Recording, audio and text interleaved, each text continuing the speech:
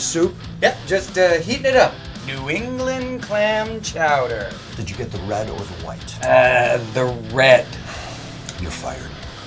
He's cannibal, don't! My name is Paul. Cannibal, don't! Get out!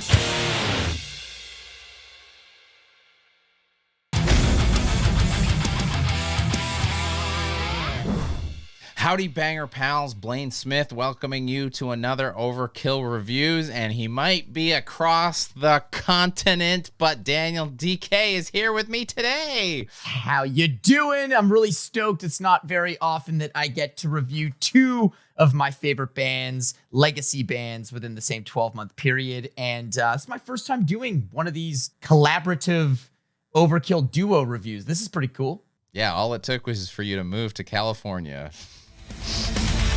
Anticipation in domination, a sea of heartbeat is one unified magnification, all generations approaching thunder, awaiting the light. Full speed or nothing, full speed or nothing. Maxi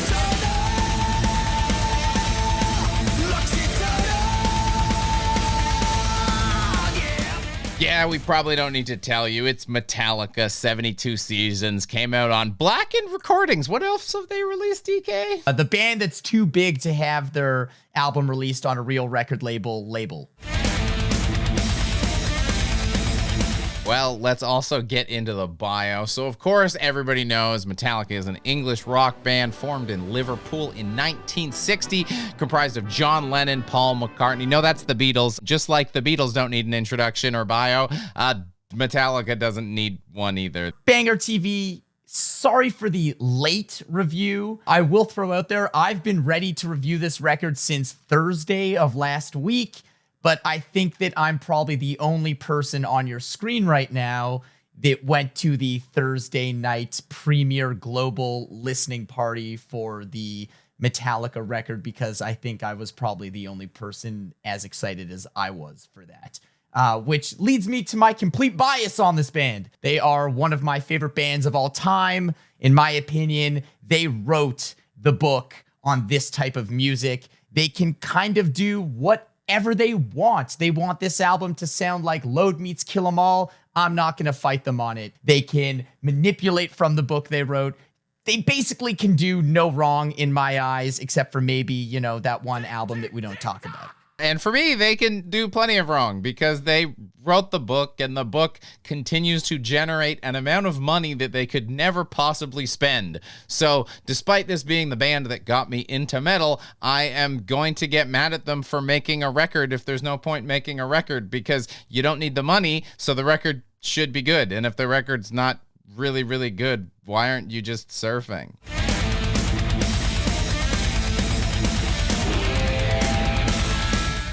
I mean, yes and no, Blayne. I'm not going to say you're wrong, but what I will say is that I do think that there's a big purpose for this record. I think that lyrically, it's very obvious that James has a lot to say here. You know, he's had a couple rough years with some rehab and therapy, and those lyrical themes really show on this album. There's a lot about coming to terms with yourself and not being able to run from who you are. Kind of seems like the album sort of has that darkness, but also a little bit more of a fun, happy-go-lucky Metallica vibe to it, because they're slowly coming to terms with that as they mature. I think there's a big purpose for that, and he still has Riff Life tattooed on his knuckles, and that is clearly apparent in the tunes we're hearing.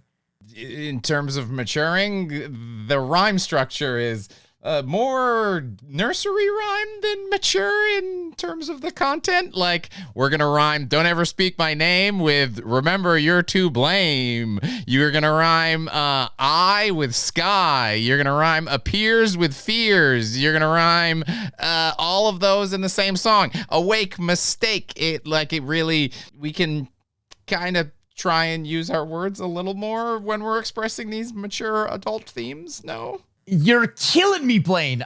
Yes, I know it's hard to believe that those rhymes were penned by the same lyrical mastermind that wrote "Apathy, their stepping stones, so unfeeling, hidden deep, animosity, so deceiving." But, dude, are you able to say anything nice about one of the biggest bands of all time?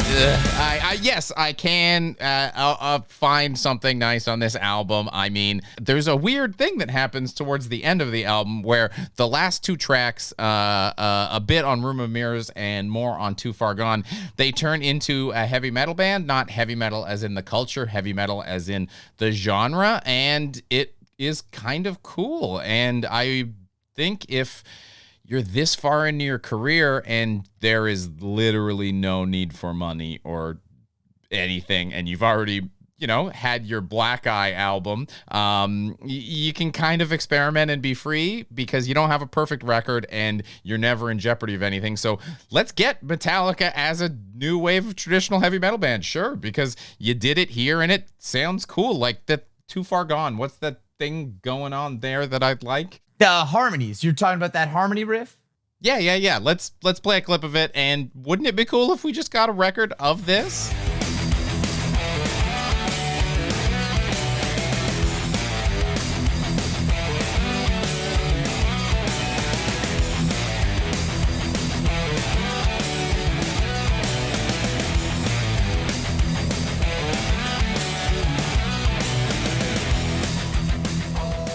You're right. That is a really cool part of the record, Blayne. And I think it's worth noting that there are a lot more new wave of British heavy metal vibey moments on this record.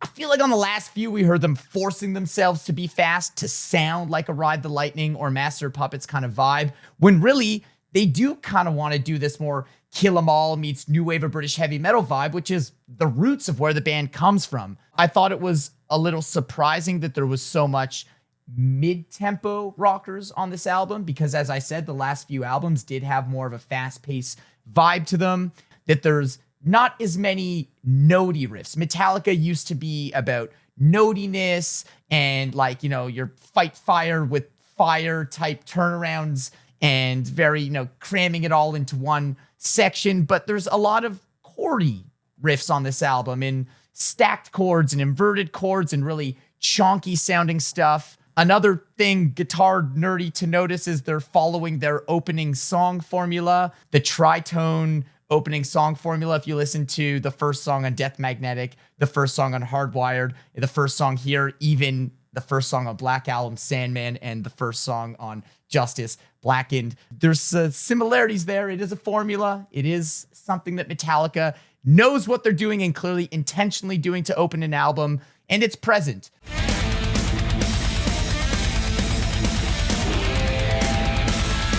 So, I mean, you know a lot more technically than I do, so I will ask you a question since you're talking about the guitar. To me, as a layman, every solo on the record sounds exactly the same as the previous solo on the record.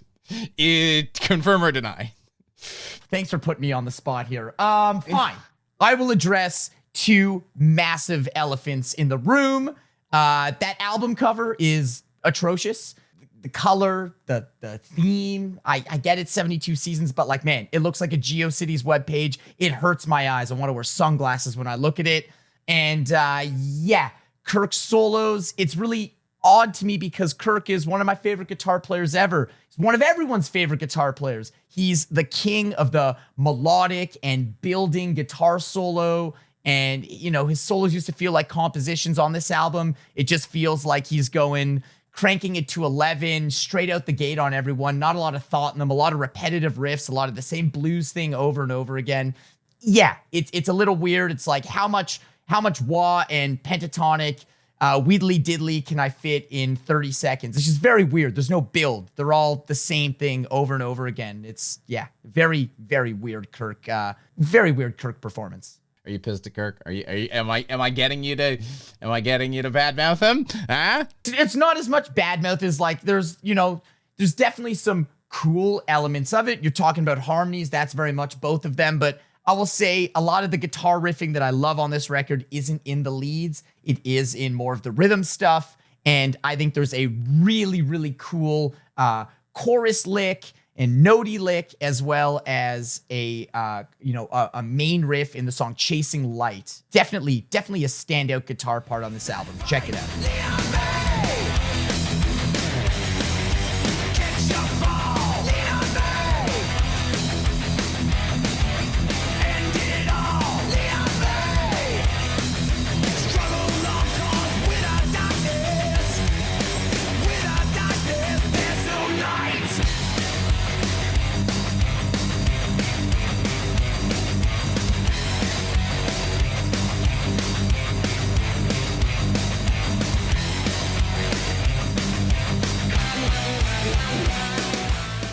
All right. So with that clip, that brings us to conclusion time. No, it doesn't.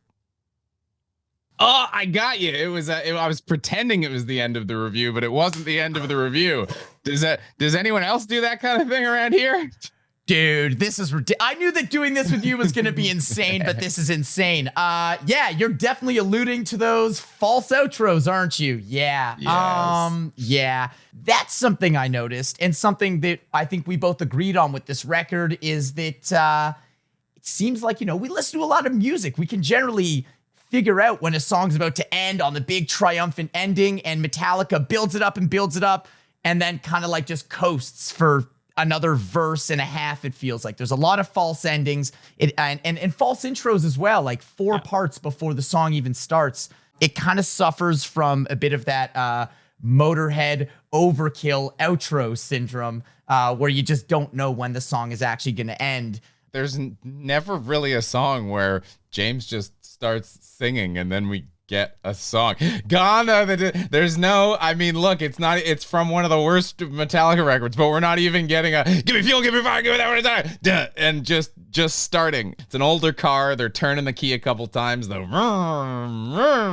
then we get a song. I will say the cool thing that came out of that, though, is that there's 2 songs that feature really prominent bass intros, which I thought was kind of cool. Robert's an insane player and got a great sensibility for tone. So yeah, thought there's some cool intros, but yeah, I don't need massive extended intros and outros on every single song. There's a ton of Sabbath-y parts, like some really doomy, descending, slower, kind of like vibey, groovy riffs. It reminds me a lot of like Sabbath in different eras even. It's like a lot of homage there.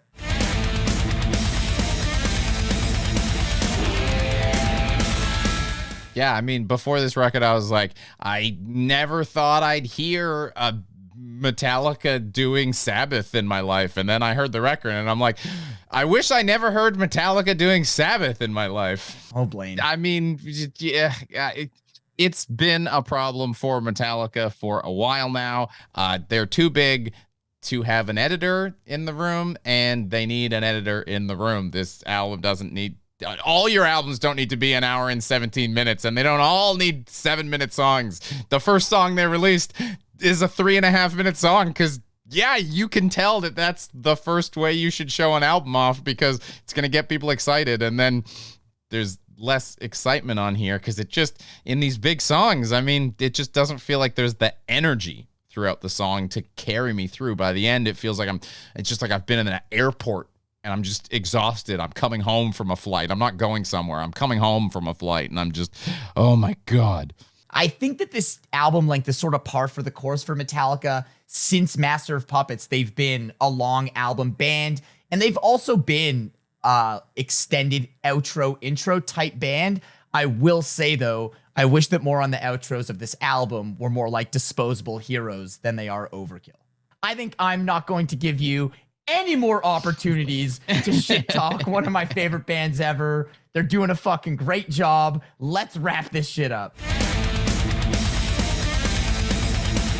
All right, I'll just say it. If you're expecting Metallica, or any band for that matter, to sound the same as they did 35 years later and this far into their recording careers, you just have unrealistic expectations of music and what humans are capable of. These are dudes who I feel are doing their honest and best job to put something out. They worked over 2 years on this record. It shows. I think that, yeah, a couple duds on the record, but there's also some really fucking good songs. If we're 35 plus years into this career and we're still getting Lux Eternas, it could be so, and I want to stress, so much worse.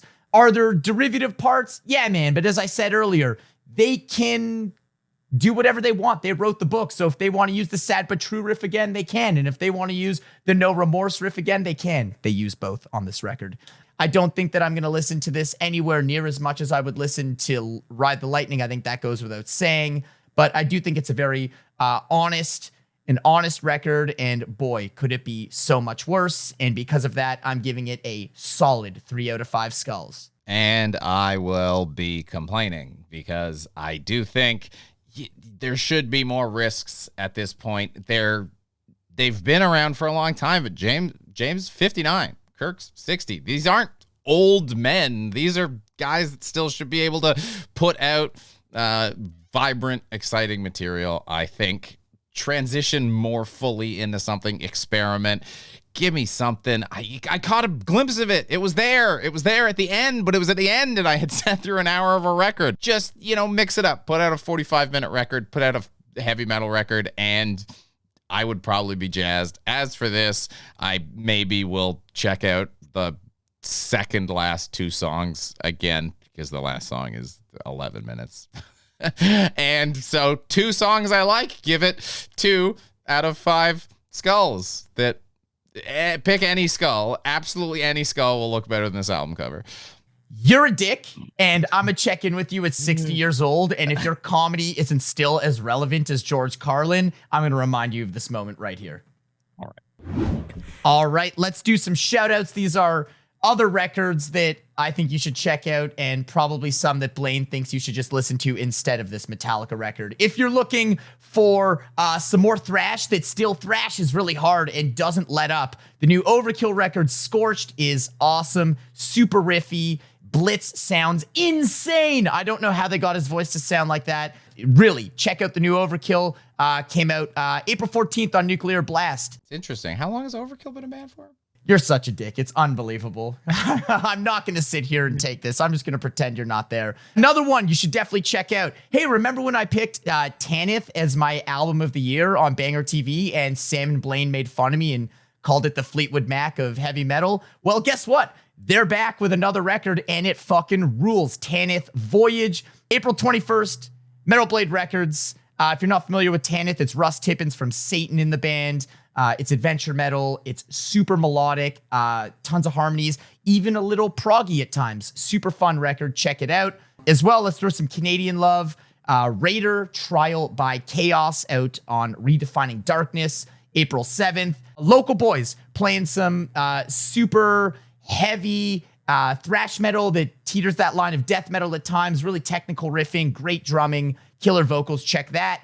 As well, I want to throw out a single that just dropped with a video, Necrofier, new tune, To the Wolves, on Season of Mist. That full album is coming June 2nd. If you're into 90s, atmospheric, and melodic Euro black metal, holy shit, this record is going to be for you.